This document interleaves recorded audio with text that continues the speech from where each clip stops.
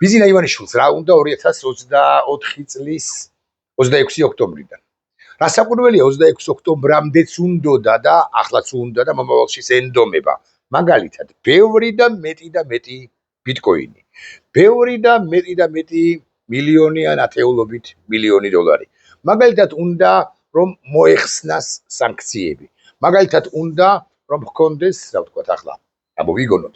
მაგალითად, უნდა განსაკუთრებული ორაგული, ნორვეგიული მაგალითად, ან განსაკუთრებული შავი ხიზილალა, რომელიც კილოგრამის ღირებულება არის მაგალითად, ვთქვათ, რაღაც 127,000 დოლარი და რომ მოინდომოს 127,000 დოლარი არ მოტრირებ ცხადია, ხიზილალას ბიზინა ივანიშვილი ყოველკვირეულად თუ ყოველდღიურად არა ჩამოატანინებს საკუთარივე ოფისის წევრებს, ანუ მომარაგებაში, ვინც მუშაობს ბიზინა ივანიშვილის ოჯახისა. მაგრამ განსაკუთრებით ბიზინა ივანიშვილს 2024 წლის 26 ოქტომბრი არის ხიზილალაზე, ნორვეგიულ თუ ზოგადად ორაგულზე უფრო მეტად, აგრეთვე ბიტკოინებზე მეტად, ათეულობით მილიონ დოლარზე მეტად, დესანქცირებაზე მეტად. ბიზინა ივანიშვილს უნდა რომ მისი ქართული ოცნება საერთაშორისო თანამეგობრობამ და არა მხოლოდ საერთაშორისო თანამეგობრობამ, მაგრამ ახლა გავამახვილოთ ყურადღებას სწორედაც რომ საერთაშორისო თანამეგობრობაზე აღიაროს ლეგიტიმურ კანონიერ ხელისუფლებად და ხიზილალა აქვს, ორაგული აქვს, ბიტკოინებს ალბათ მეც და მეც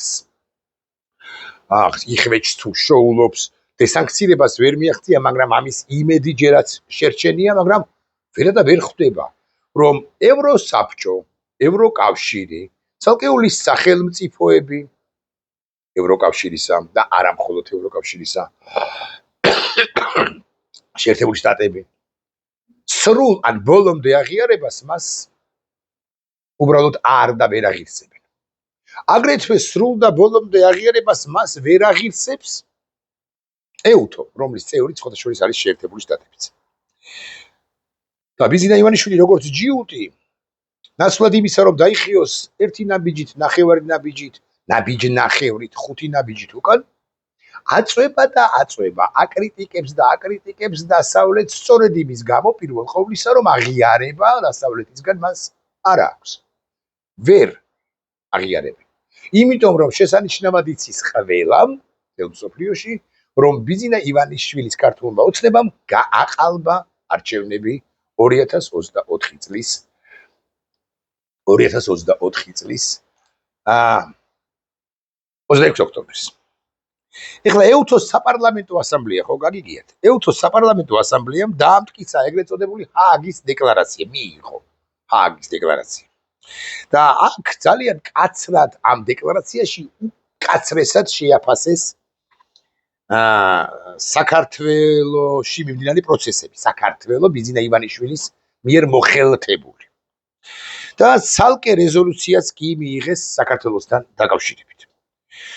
ქართული ოცნების დელეგაციამ, რომელიც ასევე ბიზინა ივანიშვილის არ იყოს ისწრაფვის, აღიარებისა და ლეგიტიმაციისაგან, ბოლოს ხდომა, აი კენჭისყრის წინ ხდომა დატოვა და თქვა, რომ ჩვენ აღარ დავესწრებით ამ ხდომასო, იმიტომ რომ თქვენ უსამართლოები ხართ. რამდენიც არ უნდა ილაპარაკოს ნიკოლოზ სამხარაძე მან სხვამ ბიზინა ივანიშვილის ფრთებში მოქცეულმა პირმა, რომ დასავლეთი არის უსამართლო, მათ შორის ეუთო საპარლამენტო ასამბლეა არის უსამართლო, ეს რეალობას არ ცვლის. რეალობა კი არის ის, რომ არც ერთი ინსტიტუცია, საერთაშორისო ორგანიზაცია, მათ შორის არც ეუთოს საპარლამენტო ასამბლეა, ქართულ ოცნებას კანონიერ ხელისუფლებად არ მიიჩნევს. განსხვავებით ევროსაბჭოსაგან, ეუთოს საპარლამენტო ასამბლეაში 57 წევრი ქვეყანაა და მისი მასშტაბი გაცილებით დიდია. კაკი გითხარით თუ არ მithქვამს, ამერიკის შეერთებული შტატებიც არის ეუთოს წევრი. და რეზოლუცია, რომელიც მიიღო, არის კონსენსუსით მიღებული, ეს ძალიან მნიშვნელოვანია, კონსენსუსით მიღებული ამ ეუთოს საპარლამენტო ასამბლეის მიერ. ამ რეზოლუციაში წერია მაგალითად აი რა. საქართველოს მიღებულ ცალკე რეზოლუციაში დაგმობილია 2024 და 25 წლის არჩევნების მასობრივი დარღვევები, ანუ არა მხოლოდ საპარლამენტო, არამედ ადგილობრივი თვითმმართველობის არჩევნების რომ ჩაატარა ქართულმა რუსულმა ოცნებამ, ესეც კი დაგმო ეუთო. მე კარგად არ მესმის ბიზინა ივანიშვილისა. ბიზინა ივანიშვილს რა უნდა რომ აღიარონ? და თუ უნდა რომ აღიარონ, ამ შემთხვევაში ბიზინა ივანიშვილმა უნდა დათმოს გარკვეული საკითხები. და თუ არ თმობს, შესაბამისად არ აღიარებენ. აი ეს ვერ გაუგია ბიზინა ივანიშვილს. თავისი პაზლი ხომ აქვს მის ნათელ თუ ჭყალებში ნათელ გოლებაში. აი ამ პაზლის აწყობისათვის გარდაულა დაუცილებელია რომ მან დათმოს თუ უნდა რომ სხვამაც ამ შემთხვევაში ეუთო, ან სხვა შემთხვევაში ევროკავშირმა გარკვეული კომპრომისები დაუშვას მასთან მიმართებაში. მოკლედ, ეუთოს საპარლამენტო ასამბლეა სპეციალურ რეზოლუციაში წერს, რომ ახალი არჩევნების ჩატარება საქართველოში წარმოუდგენელია და შესაძლებელია მხოლოდ ფუნდამენტური ცვლილებების შემდეგ, თუ საქართველოს ხელისუფლებად წოდებული ჯგუფი ბანდა ქართული ოცნებისა ჩემეული შეფასებით ფუნდამენტურ ცვლილებებს განახორციელებს. ანუ ჩვენ პრინციპში ღიად გვეუბნებიან, რომ ამ პირობებში საქართველოში არჩევნების ჩატარებას არც არანაირი აზრი არ აქვს და ჩვენს ბევრი ჩვენგანი ასე ფიქრობს. თუ ქართულ ოცნებას მხოლოდ ცენტრალური საარჩევნო კომისია კი არა, საერთოდ გარემო ექნება ოკუპირებული და ქართულ ოცნებას ოკუპირებული აქვს პოლიტიკური სივრცე ჩვენს ქვეყანაში, რა აზრი აქვს არჩევნებში კონკურენციაში მასთან შესვლას, როდესაც წინასწარ იცი, რომ 1798 მექანიზმის გამოყენებით ბიზინა ივანიშვილი და ქართული ოცნება ხელისუფლება ძალაუფლების კვერცხს მაინც დაიტოვებენ, მაგალითად 2028 წლის ოქტომბრის შემდეგ, ანუ ნოემბრიდან და კიდე 4 ნახევარი წლით მართავენ. მე დადგება 32 წელი. 2032 წელს 1798 გაყალბების მეთოდს მოიგონებენ და გამოიყენებენ, ანუ დაეხმარებიან წინა გამოცდილებას და კვლავ დარჩებიან ძალაუფლებაში, ხელისუფლებაში კვერცხს კვლავ არ გაუშვებენ ხელიდან. რა აზრი აქვს თუ გარემო მთლიანად არ ფუნდამენტურად არ შეიცვალა. ფუნდამენტურად კი გარემოს ბიზინა ივანიშვილი არ ცვლის, ესეც ერთ-ერთი თვალსაჩინოებაა იმის, რომ ის უკან არიხებს.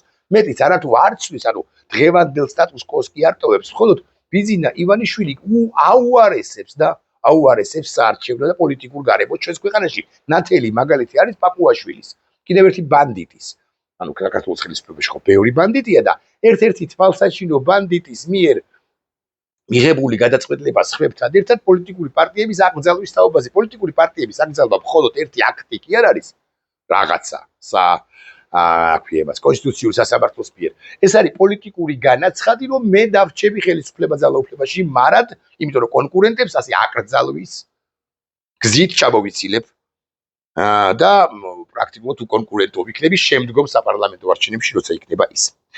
ამავე რეზოლუციაში მოწოდებაა, რომ ლეგიტიმურად არ უნდა სწორ მომავალში ჩატარებული არჩევნები, ანუ მომავალში 28-ში რომ ჩატარდება არჩევნები, თუ ჩატარდება საერთოდ, ეუთო და საერთაშორისო ორგანიზაციები ვინც ის და ლეგიტიმურად არ ცნობენ, იმიტომ რომ გარემო არ არის გამოსწორებული. დეკლარაცია რეზოლუციაში საუბარია გაგიკვირდებათ და არ გაგიკვირდებათ დარწმუნებული ვარ წამებაზე. წამებაში ბევრ ჩვენგანს მიაჩნია, რომ წამება არის მხოლოდ და მხოლოდ ფრჩხილების, ნაცისტური გერმანია ფრჩხილებს რო აძრობდა კვებს და ნაცისტური გერმანიის მოწინააღმდეგე მტრებს და ასევე უდანაშაულო ახალმოქალაქეებს, ბევრს მიაჩნია, რომ ეს არის წამება. ეს არ არის, მხოლოდ ეს არ არის წამება.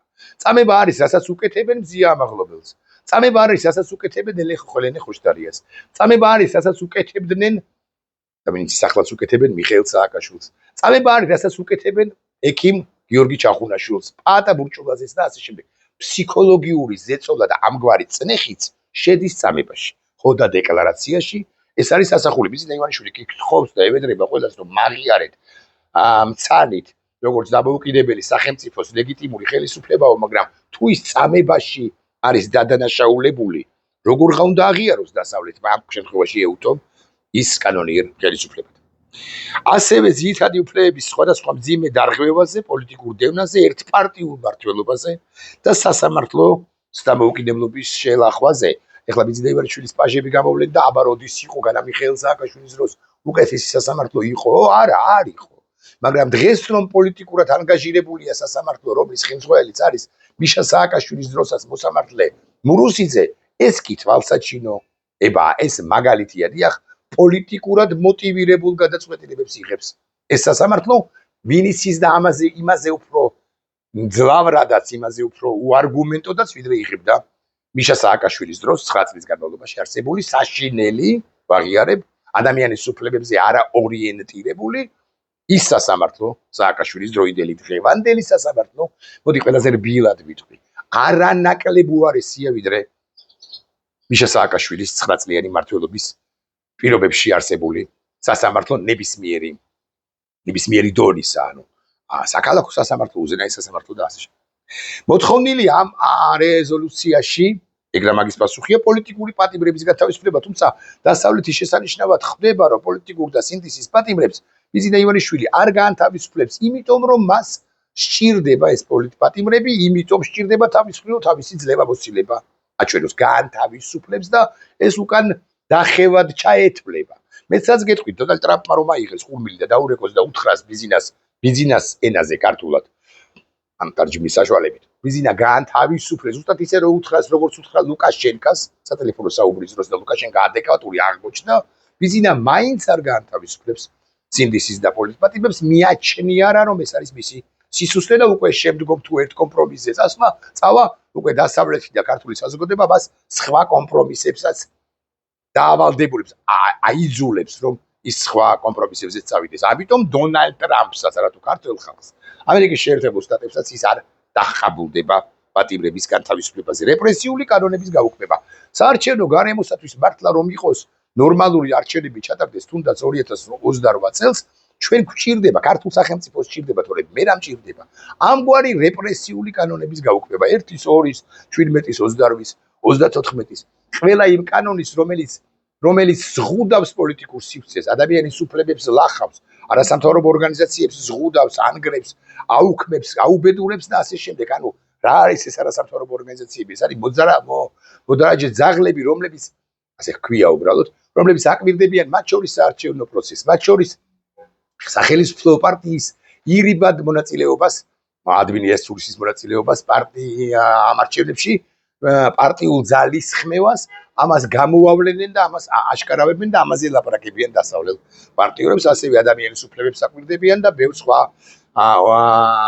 რამესაც აღმოუჩენენ ხოლმე ბანდიტურ ქართულ ოცნებას და ეს გააუქმა ანუ მე არ მჭირდება პირები რომლებიც ან ორგანიზაციები რომლებიც მე მაკრიტიკებენ იგივე ბედიელის ეგრა მაგის პასუხია მედიას ოღონდ სხვა მეთოდით აღჭობს ბიზინა ივანიშვილი დამოუკიდებელ ქართულ მედიას მედიის თავისუფლების უზრუნველყოფა არ არის უზრუნველყოფილი წამების გამოძიება მოსკოვის მექანიზმებზე შეგვიძლია საუბარი რომელიც სწორედ ეუთომ ამოქმედა და სხვა მნიშვნელოვანი საკითხები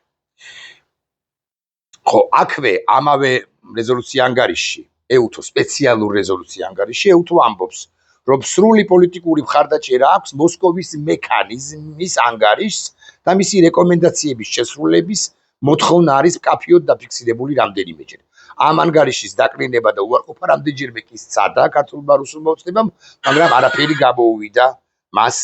აქვე უნდა გავიხსენოთ რა საკვირველია ისიც, რომ ქართული რუსული ოცნება არის ეჭვმიტანილი ქიმიური იარაღის გამოყენებაში 2024 წლის ნოემბრის მიწურულს დეკემბრის დასაწყისში. მამუკა მდინარაძის უცხება, ანუ სუსმა, მაშინ სწორედ მამუკა მდინარაძე იყო სუსის ხელმძღვანელი, თქვა რომ ჩვენო არ გამოგვიყენებია 4 და 5 დეკემბერს ქიმიური იარაღი. მე კითხვა მაქვს და ამ კითხვას მიმეორებ უკვე 32-ით 28 ნოემბერს დაიწყო დარბევები. 29 ნოემბერსაც იყო დარბევები. 30 ნოემბერსაც გამოიყენეს ეს წყლის ჭავლი, 1 დეკემბერსაც 2-შიც და 3-შიც. რატომ არ გველაპარაკებოდა? დარგველაპარაკება ოფიციალური ბრალებში სუსი იმასთან დაკავშირებით, რაც ჩადიოდა სახელმწიფო სპეცნაზი და შინაგან საქმეთა სამინისტროს ზოგადად სახელმწიფო ხსენებულ დღეებში. იმიტომ რომ არ აწყობს, მათ ყურადღება გაამახვილეს 4 და 5 დეკემბერზე, როცა მართლა ან მაგალი ალბათობით მართლა არ გამოუყენებიათ ქიმიური იარაღი. მაგრამ აი 28 ნოემბერზე თუ 30 ნოემბერზე არც არაფერი არ ვთქვათ აბსოლუტურად შეგდებოდა თუ ობიექტური გამოძიება უნდა ჩატარდეს არა მხოლოდ 4-5 დეკემბერთან 24 წლის 4-5 დეკემბერთან დაკავშირებით და მიმართებით, არამედ 28 ნოემბერზე, 29-ზე, 21-2, 3 დეკემბერზე და ასე შემდეგ. ხო, ერთი დეტალი და ძალიან მნიშვნელოვანი. ქართული ოცნების ხელისუფლება არაფერს აკეთებს იმისთვის, რომ გაგრძელდეს არაღიარების პოლიტიკა. პაპუაშვილმა ცოტა ხნის წინ, 3-4 თვის წინ ისიც კითხვა ესო თქვა რომ ესო საერთაშორისო საზოგადოების ვალდებულება კი არ არის. ეს არის საერთაშორისო საზოგადოების თან მუშაობის შედეგი.